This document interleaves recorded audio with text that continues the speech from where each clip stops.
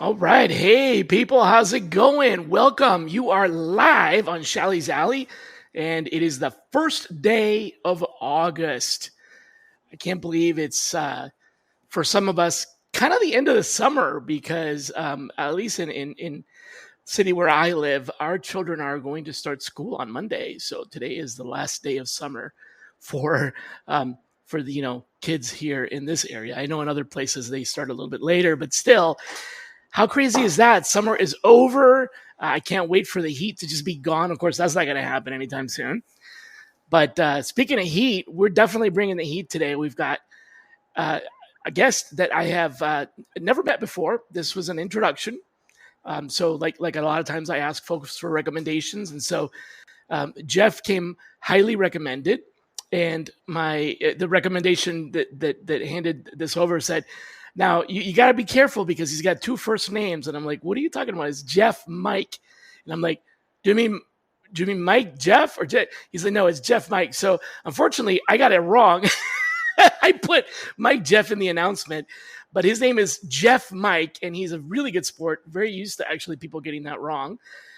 With me today, Jeff Mike is a well-known speaker and expert and consultant in a field that I know very little about, and I'm really excited to learn about, called extended workforce. If you're listening but not watching, I'm using air quotes because I had no idea what extended workforce meant, and apparently I'm way out of the loop because it is a lot of different things. I thought it was, contract and gig work, consulting and stuff like that. But it's much, much more than that. So I'm very curious to kind of unravel that mystery with everybody today. And we couldn't have a better spokesperson for the industry than Jeff. Came highly recommended.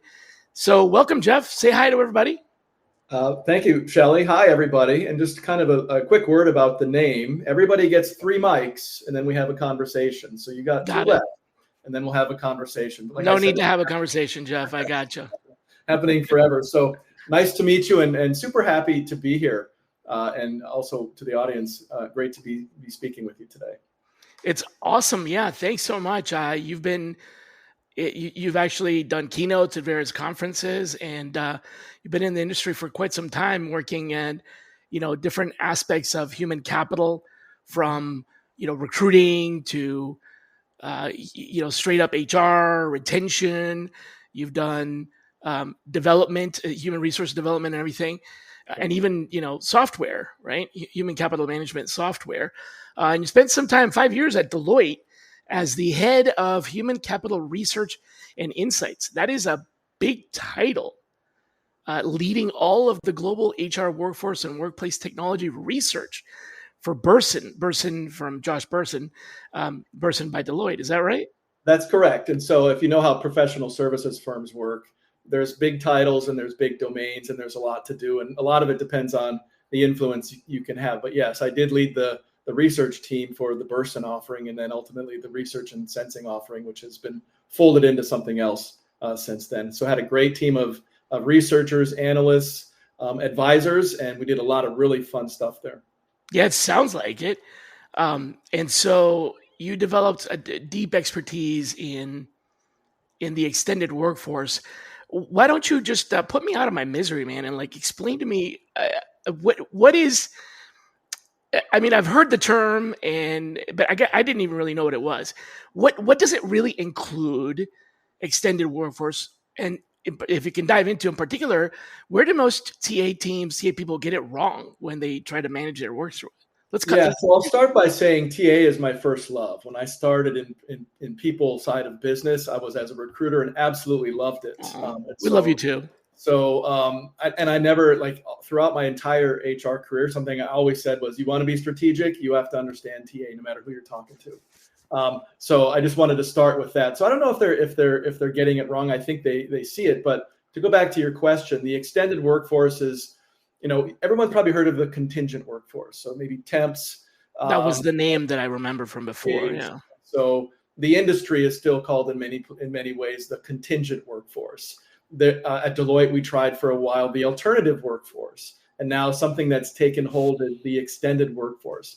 And the extended workforce, more broadly speaking, and I can get into some categories, but broadly speaking is really who are the people who provide their expertise and their experience to your organization or your enterprise in order to build value in return for something, who are not FTEs. And so that can include everything from, we've talked about temps, we've talked about temps that you've direct sourced or sometimes called payrolls, silver medalists or alumni, freelancers or gig workers is very common. One of the categories that gets skipped, though, and people don't think about necessarily, is really statement of work resources. So when you go to a Deloitte, you go to a niche professional services firm to provide something of value in the term of services, they essentially sell you their people to provide a service or to generate value in some way. So one of the ones that gets lost, and there's a movement to try to incorporate it, is all those people who might work for partners or for professional services firms on statements of work, those should be included as well. And those are consultants and that's advisors. Correct. And so they're not really a contractor because they're not on contract for a specific project that starts and ends. They're delivering a service that was, acquired from a partner company. And so it's necessarily the same. That's broader, but a lot of times, statement of work are consultants who are there for a very specific project. And so there is a start time and an end time. You can go a little bit broader. For that project, but they're with Deloitte full time. Correct. Right. Correct. Or whatever. So when I think contractor, I think the person goes to work for company X for 6 months and then leaves. What you're talking about is the person works for an advisory firm or partner, and then they work on many things, but they have a project that starts and ends. That's correct. So that's project that starts and ends. And one of the things, I don't know if I want to call it a secret or something that's being kind of emerging or exposed in the industry, is a lot of those statement of work contracts are essentially staff augmentation,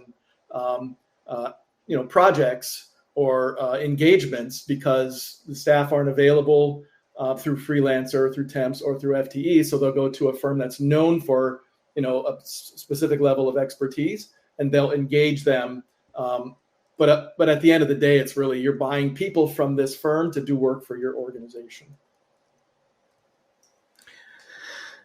Could be the time. So it could be time, like hourly. It could be project based. It may even actually not be paid as well. Am I correct in that understanding that volunteers are also part of this universe? I would consider volunteers as part of the extended workforce, and a lot of enterprises do the same. And the reason is because they still have to go through some level of onboarding, background checks, and credentialing and provisioning in order to volunteer. So it's still a person, working to add value to your organization, even if they're not paid. So you've got to do the security and background. And they need access to your systems. They need an email address, a user ID, all that stuff. That's correct. Wow. And they need to be offboarded too. So when the time's up, right, you've got to make sure the equipment's collected, their deprovisioned access is removed, those sorts of things. Right. So in the world of recruiting that I know, and which is everything from staffing firms to corporate recruiting and everything in between, I'm very familiar with contract. I actually started out placing contractors where it was, specifically they go to work on a 1099 basis. I'm familiar with that. And as a consultant and advisor, I'm familiar with that as well. Statement of work. But a lot of this other stuff, like for example, temps, and I never worked in that space. The closest I got were contractors. So do recruiters just do recruiters just not really get involved in this part? Who runs this? Who runs the non-full-time employment contract recruiting, contingent workforce, extended workforce part of the business? Yeah, so that's a great question, and it's a great time for that question. So on a broad scale, when you have large numbers of contingent workers or extended workers coming through, maybe you have 5 or 6 suppliers, we'll say staffing agencies. Typically on a broad scale at the enterprise level, that's been managed by the procurement team.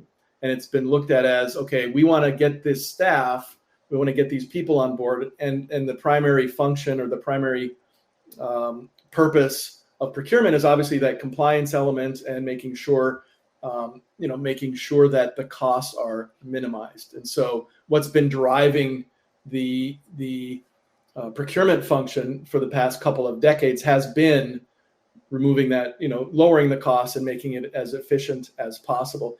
If I could add, HR has typically stayed away from it because of, concerns around whether they're founded or not, around co-employment and misclassification. And the concerns are there. There are things you have to do, but a lot of times HR has been arm's length. It's not employees.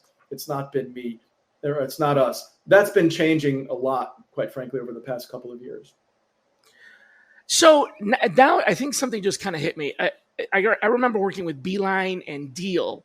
Mm-hmm. Those examples of software that are in the. Am I in the right realm here? Yeah, exactly. So Beeline is in a category called vendor management systems, and they were invented. The early vendor management systems like Beeline, there's Fieldglass, were invented in the late 90s, early 2000s. You've heard of Fieldglass. I have. There's been many others. A lot of times the managed service providers would create their own software, a VMS, to be able to manage the contingent workforce. The challenge has been they were developed really more as procurement tools and not HR tools or people tools. So over the past half decade or so, there's been an evolution to keep VMSs as the system of record. So you can keep that separation of systems of record for compliance purposes, but are more people friendly rather than kind of just purchasing friendly. So Beeline definitely. Deal's a little bit different. Deal's in a category of employer of record or agent of record. So for that contingent work. Okay, gotcha. Correct. That's correct. So they'll manage payment, they'll manage compliance, they'll manage. It's kind of like a payroll function, but they'll do that either for temporary employees, or they can do it as agents of record. They can do it for contractors or like freelancers.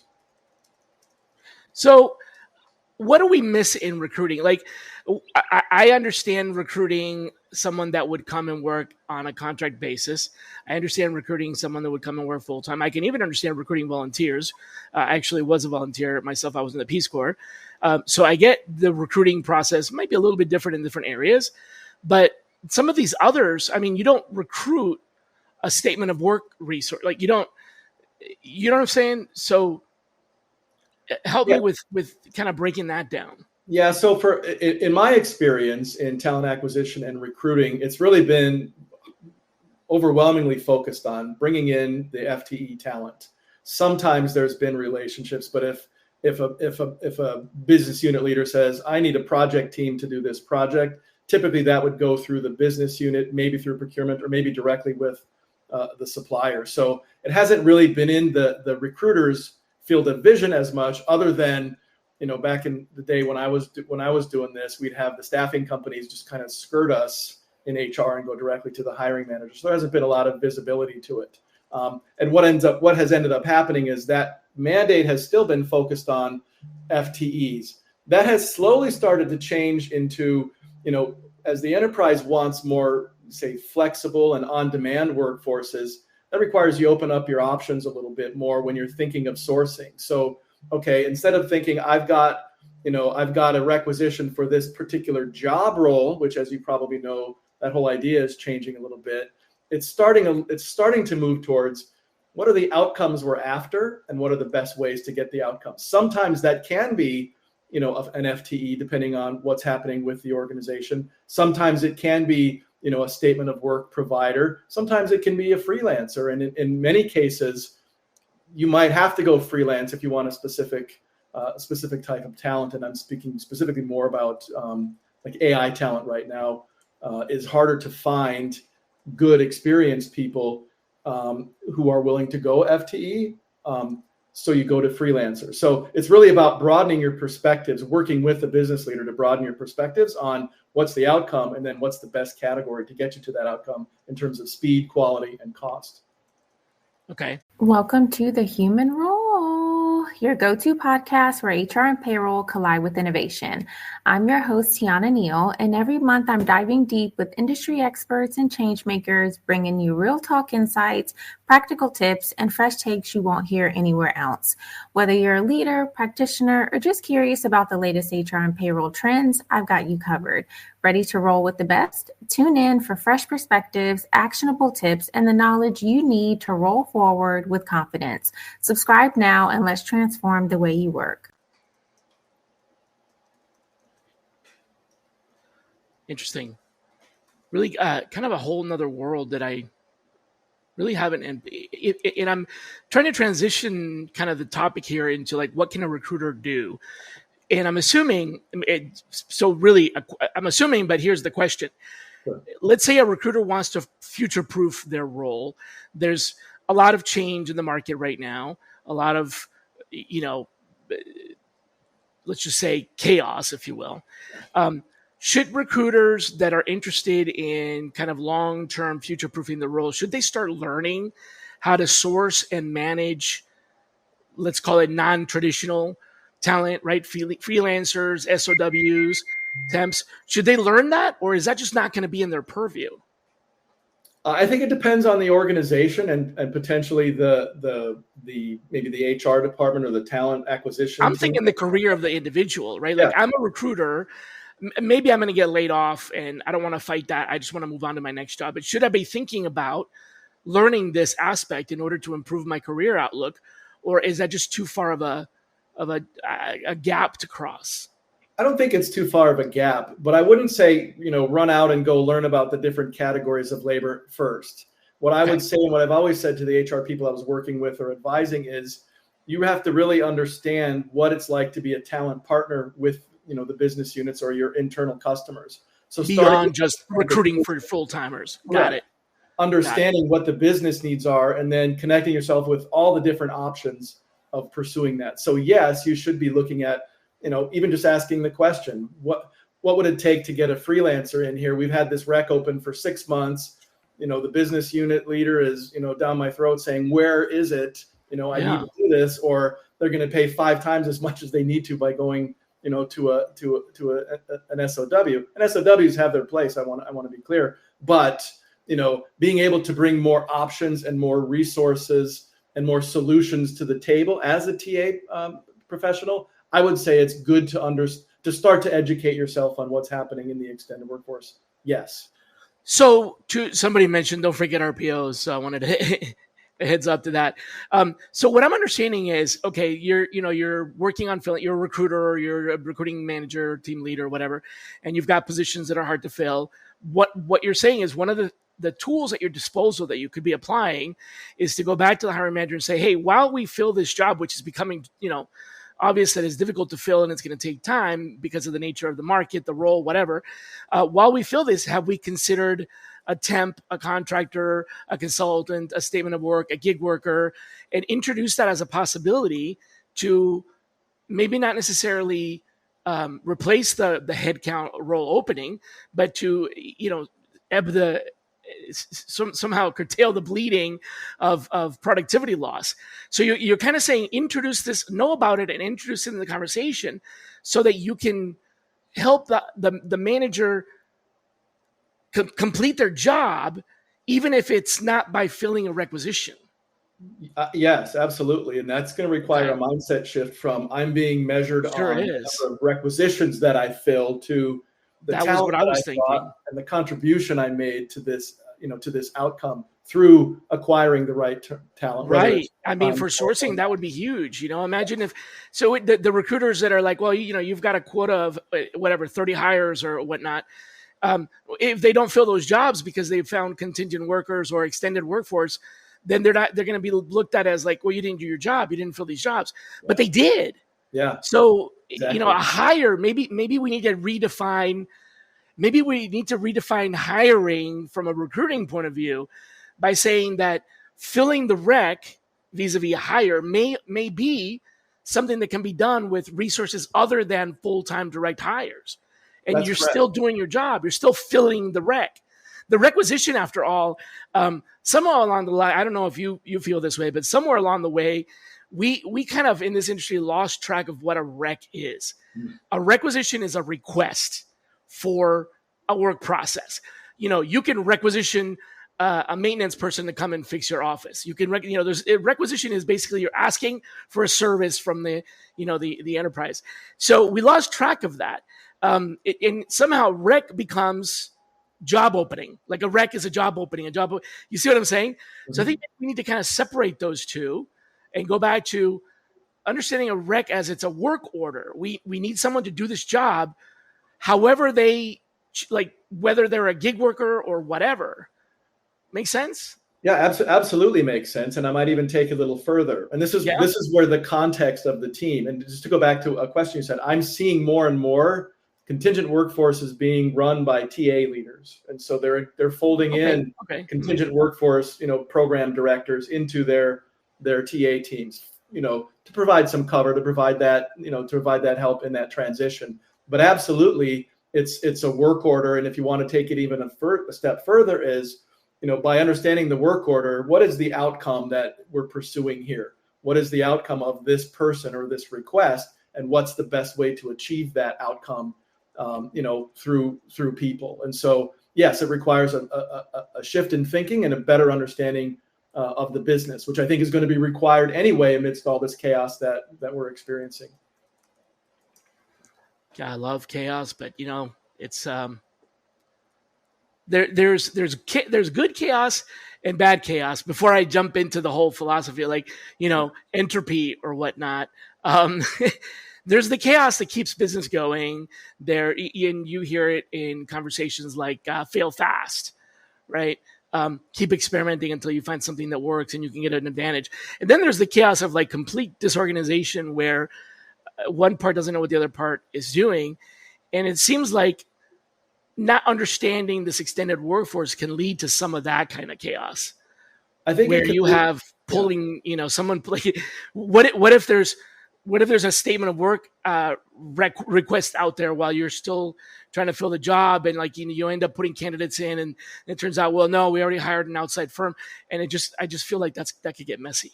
That's happened to me individually on the job in the past, where when I was a recruiter leading recruiting, hi, we need these people to do this. Was 15 years ago, need to do this AI build for whatever application, and I can't find the people because there's only so many of them. And so I'm going to go to this firm that approached the leader who said, I got people for you right now, whether they do or don't.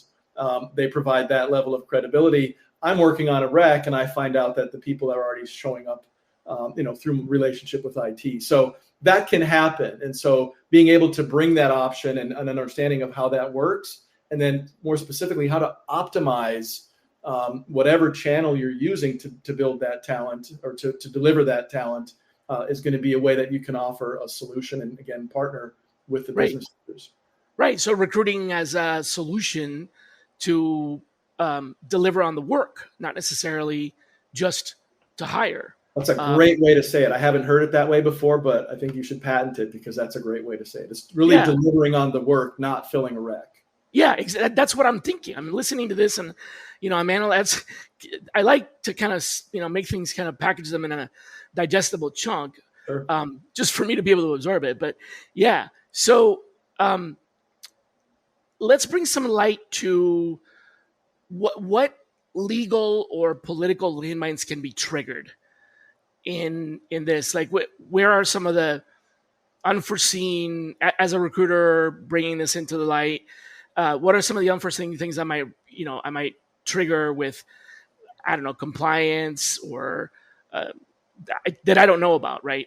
Yeah. So the two main things you'll need to school yourself on if you want to do this is a basic level of understanding of co-employment risk and misclassification risk. If you want to go kind of what can go wrong really quickly if you're not paying attention, and you can probably look up at any given time there's someone getting in trouble for misclassification. Yeah. Not as much co-employment because there have been different situations. Now you've probably been around long enough since Microsoft had this thing called permatemp way back in the late 90s, where they had the temps forever, and there was action. So I'm not providing legal advice, and obviously with the typical caveats. Oh, I was at Microsoft, and I remember the T- and the V-. Yeah. So some of those are kind of interesting, but I mentioned already systems of record need to be different, and so that's the difference between someone who's an employee and someone who's not. Lots of, a lot of that depends on how your organization defines it and the risk tolerance you have in your organization. The other one is, so it's except there's systems that you should not be able to access if you're not an FTE. This is what you're saying. That's correct. But I'm speaking more specifically about the system of record. So, and this is, again, I've seen this even the past couple of months. Some organizations are okay having their contractors run through their HCM. Some are absolutely opposed to it for, due to their risk profile and how conservative they are. And that's where a VMS, a system of record for non-employees is really useful, because then you have them separated. That's not going to be the only thing that keeps you afoul, keeps you from running into trouble, but that at a baseline is going to be a challenge. The other thing is, to what degree do you treat them like employees? And one thing that's very common is, are they allowed to join company SIGs? And generally the answer there is going to be no, because those are for employees. Do they get to go to the holiday party, right? No. Then the challenge he gets kind of two classes of workers, and so you have to manage that as well.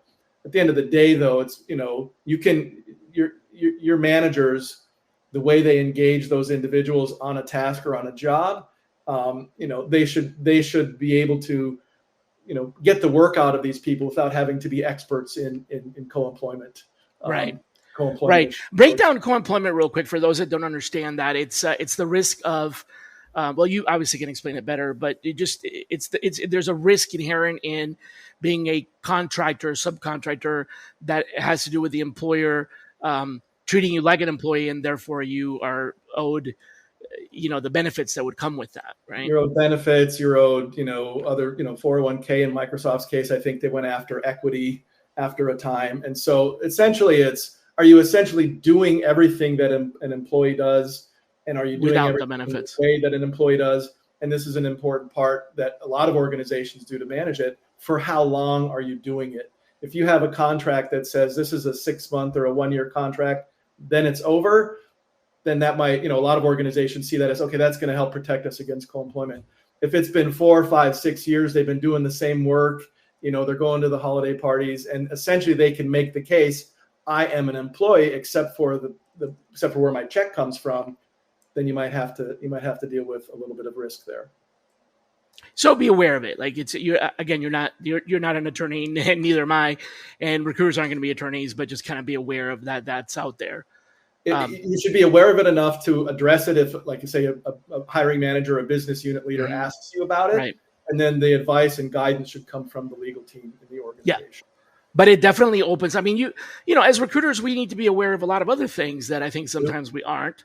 There are a number of legal entities and oversight organizations that have access to and can actually levy fines and things like that I think recruiters aren't even aware of for the most part. So it's a pretty complex, that makes me think I should probably write a paper about that. It's a pretty complex legal system. We just kind of, as recruiters, tend to let HR and legal handle that. And, as long as we're doing it by the book, we're okay. But the truth is that there's a lot more to it than that.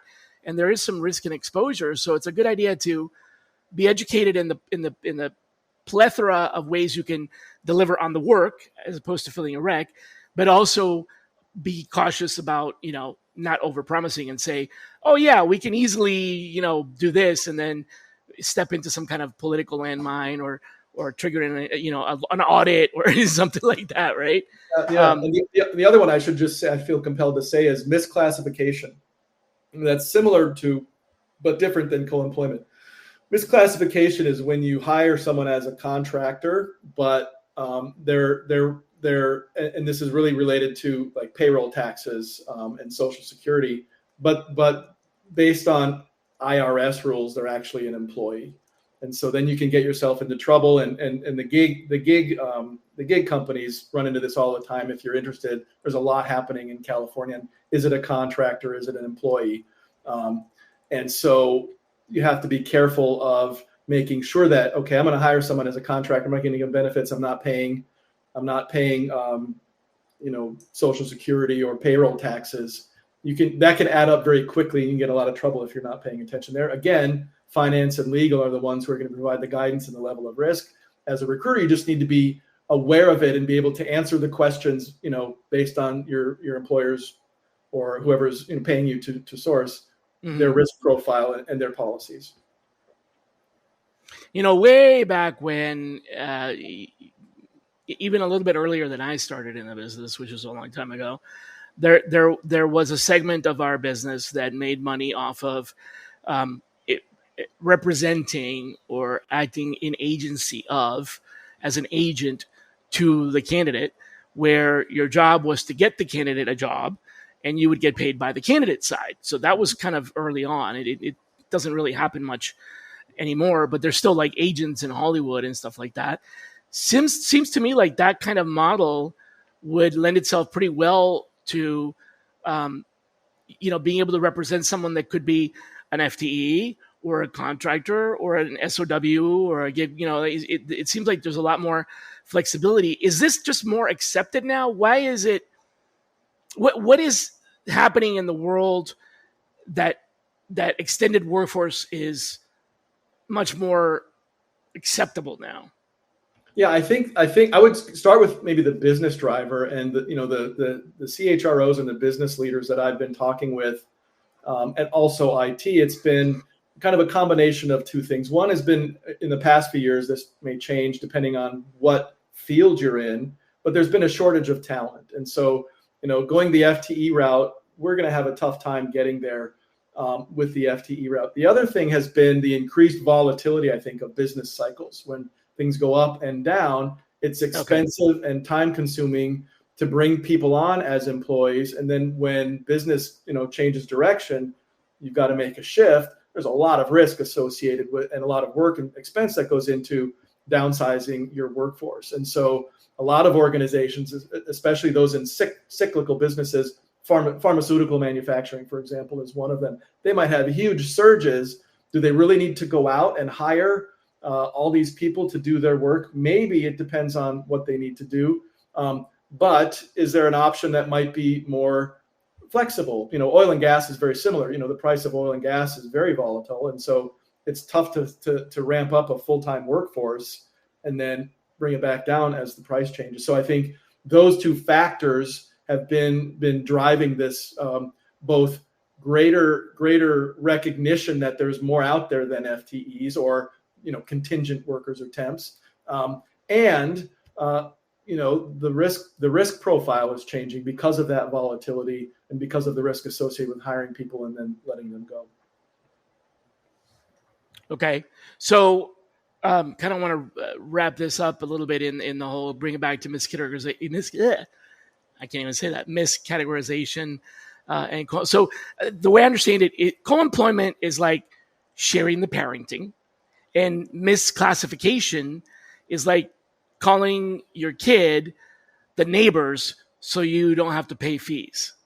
It's a good analogy. Yes. So you're hiring them in a category, particularly a tax category, an employment category that is not appropriate for the work they're doing and how they're being, how they're doing the work. Yeah, and that may be intentional or not, but the point is that it's a conflict of legality or fees or other type of regulatory classification versus just kind of doing it right. Co-employment can be done right legally if it's well managed and it's documented and there's boundaries. You were talking about the what you have access to and stuff like that. So co-employment is not bad. It could be done incorrectly, but misclassification is the one that's kind of risky. And do both of those go away in like statement of work? Because that's not really, that person, I myself as a consultant, when I go work with a client, it's my company that has the contract and I'm delivering on the work, but I'm not an employee of that company. So with the statement of work, this doesn't apply, right? I would say it's mitigated because, in particularly the misclassification, it's mitigated because someone's paying payroll taxes and Social Security on that person. Right. I'm under the payroll of the company that, exactly. And likely they're, even if they're a consultant, they get benefits and those sorts of things. So they're technically an employee of somebody else. It's going to be, I'm never going to say the risk is going to be gone, but it's going to be mitigated because of those because there is definitely a clear employment. And so gig workers could be any of the above, really. Gig workers could be any of the above. That's correct. And this is where, again, like the deals come into place. Part of the role of a company like a deal is to assume that risk of classification and make sure everyone's done. So in return for that, they handle payment. They handle it. A lot of the EORs and AORs offer benefits like the old payrolling companies. And so you pay them a fee to assume that employment risk based on the categories of work that you have. One thing I would add, if someone who wants to educate themselves pretty quickly on this, there's been a lot happening in California, obviously with Uber. But if you just search for California ABC classification, then you'll probably find half a dozen law firms that are willing to give you a summary of what that means. And the ABC test in California, which is really, is it an employer, is it a contractor? A basic level. Again, before you do anything, you want to get the right legal cover for it. But that'll give you probably the fastest way to educate yourself on this particular issue. Okay, so you got your 1099 independent contractor, you got your temp W-2 through a vendor payroll agency, you got your SOW, who's a consultant under the a paid project. Correct. And then you've got your gig workers that are technically not. I mean, they're getting paid for the piece of work, not by the time, right? Like I think TaskRabbit or Fiverr or Upwork and so on, where the employer in this case is not really an employer, but the hiring entity is not watching my time because I'm not billing by the hour. I'm paid $5 to produce a widget. And so that's another different press. And then you've got freelancers. That usually applies more for creative maybe, or it depends. I think I would maybe categorize like the TaskRabbits and the freelancers, because they're usually associated with the platform that acts like the EOR. So TaskRabbit has a platform. Fiverr or Upwork, for example, you might have heard of. Those are freelancer marketplaces. You'll pay Upwork. Upwork assumes the risk of classification, and they'll act as the supplier, but they're also for employer in the sense of the 1099 employer. So you're hiring a freelancer through Fiverr. Fiverr's handling the employment side of it, but it's still a gig work, right? So then there's your interns and volunteers. I'm assuming interns and volunteers may fall under the same classification because they both have to have access to the systems, but interns are probably getting some kind of wage versus volunteers are not. Sometimes I think the companies that I work for, at least the good ones, paid their interns. Yeah, you're supposed to, right? And so they'll get a 3-month agreement, employment letter, or a contract. Right. You're an intern for 3 months. Here's what you get. Here's what you don't get. Build your experience and do good work. Volunteers are a little bit different, I think, because they're not being compensated. There's no payroll taxes or that sort of thing that are not happening. I think volunteers are going to be a little bit more challenging because, who's going to volunteer long-term for nothing? Probably the people who want to make the contribution. They're probably not going to pursue legal action unless something crazy happens, like, harassment or something like that. Right. Which is now a whole different, right. And so then there's the MSP, which is more like a contingent workforce stream of VMS and all that stuff. But there's two that we haven't really touched on, and that's, as somebody mentioned from LinkedIn, RPO, which is the entire, outsourced team where you're outsourcing or offshoring BPO, KPO, RPO, all these O's that means outsourcing. So that's a whole function or project or whatever. It's kind of a bigger piece that's all done by one external vendor. And I'm assuming that's why that's being handled, because it's a vendor that is employing all those people and you're hiring the vendor. So then again, you're not in the co-employment business. That's correct. And MSPs operate essentially the same way, but for the extended workforce, they'll charge you MSP through VMS versus offshore. I gotcha. Yeah, and usually MSPs typically charge a fee percentage based on how much spend goes through, and they'll either manage your suppliers or they'll be maybe like a master supplier and have sub-suppliers needed. But to your point, they're providing a service for a fee, and they dedicate their staff to providing that service for you. And so the offshore team or the outsourced team, well, it doesn't have to be, it could be onshore, offshore, but that team is an entire, there's like a monthly invoice that covers, all of it. And there may be some incentives within the program, but you're not keeping track of everybody's time or anything like that. But you probably are, in some cases, giving those people access to to provisioning them to a lot of the same things. So where's the risk there? Well, the risk there, so I imagine you're talking about like RPOs, they're going to have access to the ATS. Right. Yeah. And maybe have a company email account and things like that. Correct. The first thing that comes to mind is, PII and that sort of thing. And can you trust these non-employees with PII? Again, you have to trust your employees with PII as well, but you have to consider that when you're hiring somebody. Is this a trustworthy? And that's probably going to be the biggest risk is security and data access. And then, of course, but isn't that the responsibility of the employer? Because you're hiring, XYZ RPO, and they're the ones that are responsible for those people.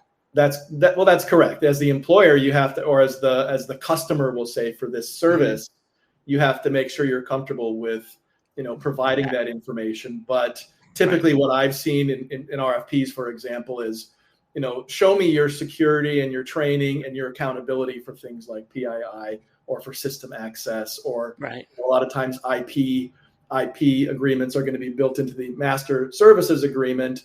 And then there's another one between the service provider and the employer of that service provider. So in that case, they're an external vendor, but they're representing as an internal team. So you might have SOC 2 compliance and other types of audits that guarantee, and maybe even insurance and things like that, they guarantee. Yeah.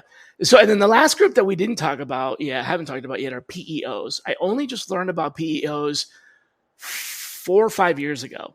And I ran into them once into a PEO. And then about 3 years ago, I had a little bit more contact with them, and particularly in Brazil. For some reason, it just so happened that it was a lot easier from an HR and compliance point of view for the PEO, for us to work through a PEO in Brazil, because it's something to do with the way, I don't know exactly, but the government of Brazil had certain requirements that it would have been really difficult for us to meet. And so going through a PEO made it possible for us to do business in Brazil. So I just learned about that. And that's a completely different, first of all, what is PEO? I think it's professional employer organization. Okay. So admittedly, I'm not in depth with PEOs. My understanding of what I've seen is that the EORs and the AORs are kind of moving into that space, and maybe more of a technology-based platform for that activity versus PEOs, which is essentially, I want to payroll somebody. I need to hire somebody for so long. I'm not putting them on my payroll for whatever reason. A lot of times it's headcount. I want to payroll them through whatever staffing company or PEO, and they'll take the risk of employment. In the case I'm describing, it was because of legal reasons of the Brazilian government code of employment required things that we just weren't set up to hire for. So we basically brought a company on who was our partner, and everybody was employed by them as almost like an RPO, but not really, because they're not providing any kind of process outsourcing. They're just providing employment as a service. Absolutely. And typically globally, that's done for two main reasons. One is for the employment law that you mentioned, and also for tax reasons. So it can be really complicated if you're paying employees from the US and Brazil to manage all the nuances of the tax code. There may even be specific rules country to country regarding tax and employment, and it's easier to pay a service and less risky to pay a service locally than it is to try to pay people locally as well. So typically tax and employment are the reasons you do that globally. Yeah. I think tax had a lot to do with it. It had a lot to do with it. I just found that fascinating. I'm like, that kind of seems like you're getting around, but at some point they explained to me what the law was, and I was like, I don't understand it. So yeah, that's exactly why they do it. Well, think about, for example, in Germany's got very complicated employment laws, and you also have worker councils that you have to do you have to engage every time you make a decision. And so why not have somebody who's an expert, who's local on the ground to navigate all those nuances that can trip you up pretty quickly if you're not careful. Got it. All right. So to wrap up the trip up, yeah, I like that. Wrap up the trip up. Looks like an employee, maybe misclassification. Two bosses, potentially co-employment. That's a really simple but powerful way to look at it. I'd say you're probably 60% there. And that's probably, a recruiter is not going to need to know much more to be much more than that. That's where I'm at. Yeah. Now, if they're invisible to TA, then it could be something that's not even related to workforce planning, and you might not even be aware of it. So, right? That's correct. Yeah. And if you source directly, now you own the compliance risk. Typically, yes. If you source directly, are you talking about as enterprise recruiter? Yeah. Yeah, you're going to own the risk, or your enterprise own the risk. Right. Own the risk. If you're a hired gun, then however you have yourself set up to do that, you're gonna own the risk of sourcing. Your customer's still going to have the employment risk. Right. Wow. Okay, that covered quite a lot. I think I understand extended workforce now. Yeah. So what else? What am I missing? What have we not talked about that is I don't know enough about this sector to even really qualify for following up on that. What is missing? Yeah. And I appreciate your asking, and it's probably most of the people who are involved in employment at some level or another, and it's really about the data. So what I frequently say is if the contingent workforce is not, or extended workforce is not in your people analytics is incomplete. And so you have to, if you're thinking about ROI for your people, now we're going to the finance unit, VP, CFO level, what are we getting for our people spend? Okay. A lot of times people analytics, the holy grail right now might be productivity or outputs. What are we getting for the outputs are we getting for the investment in people? You should be adding the extended workforce in there as well. So we have this project build. We have so much budget for this project build. Is it better to go to the contingent workforce? Can we get it done cheaper and faster? Or should we go to FTEs? And where the industry is, or the field is right now, it's really been apples to oranges. They kind of measure and manage different things. And so the thinking and the practices need to evolve, to incorporate, what are we getting from our internal team versus what are we getting for the spend we have on external workforce versus what are we getting in costs. And you might be shocked to find the answer to that. Yeah, I mean the general understanding or the general kind of impression is that extended workforce is going to be more expensive because people are just looking at that bill rate. Perhaps they're not thinking about the burdens that come with. You have I work with professional services companies. You have benefits, you have overheads, you have other things that you have to pay for, and so that's where I think the field of people analytics itself, maybe not so much recruiting, needs to evolve. To start thinking about apples to apples versus, FTEs and then everybody else is some problem. That's a big blind spot. I think that's a big blind. I mean, so traditionally from most of the world that I've had visibility into, you got your HRIS and you got your ATS, and that gives you, we expect the full workforce intelligence, but there's a whole piece that's not even being measured in that. So, you're basically bringing up a visibility gap. It's like that part in the rearview mirror where you can't see the cars behind you because you don't even think about it. And it's that chunk, and it could be a pretty big chunk. It could be a chunk. I don't know if you remember when we were talking about digital transformation or so a decade ago, the hardest question to answer was, how many people do you have and where are they?